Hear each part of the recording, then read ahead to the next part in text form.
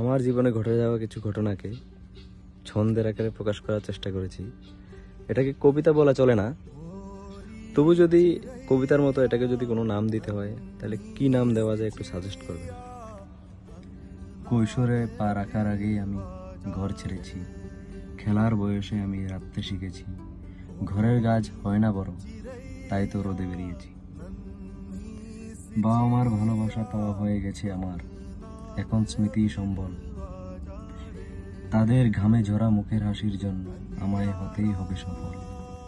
বাবা মার শাসন ভুলে গেছি আমি, ভুলে গেছি বোনের বিরোধিতা, পারেনি বলতে ভালোবাসা তাদের, পারেনি ভুলতে চারিত্রিক সততা।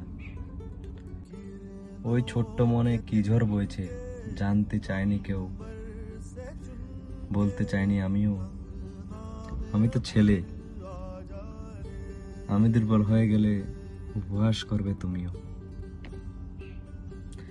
পুজোতে তোমার খুশি নতুন জামা, আমার খুশি অন্য, মায়ের হাতে রান্না খাবো কিছুদিনের জন্য।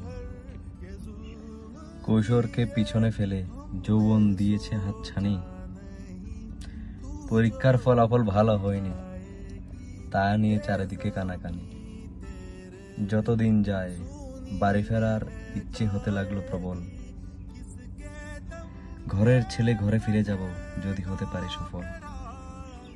বাবার ঘাম মায়ের ছেঁড়া আঁচল বলে দে কিছু কর, গরিব হয়েও মধ্যবিত্ত বলা পরিবারের আর্থিক স্থিতি ঠিক কর। বিসর্জন দিলাম বাড়ি ফেরার ইচ্ছে, সাথে নতুন প্রেমের করি, সেনাবাহিনীতে যুক্ত হলাম সুখের আশায় চালিয়ে ছুরি।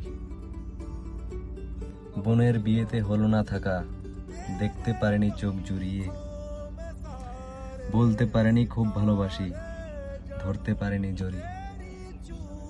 আগে তো পুজোয় বাড়িতে যেতাম, এখন তাও পারি না, জীবন চলা ছেড়ে দেব ভেবেও ছাড়তে পারি না। কারণ অশ্রু ভেজা মা বাবার চোখ দেখেছি অনেকবার, আসার সময় বলে এসেছি ফিরে আসবো আবার। সেই যে বেরিয়েছি এখনো ফেরা হয়নি ঘরে, জানি না নিজেই ফিরবো নাকি অন্যের কাঁধে করে।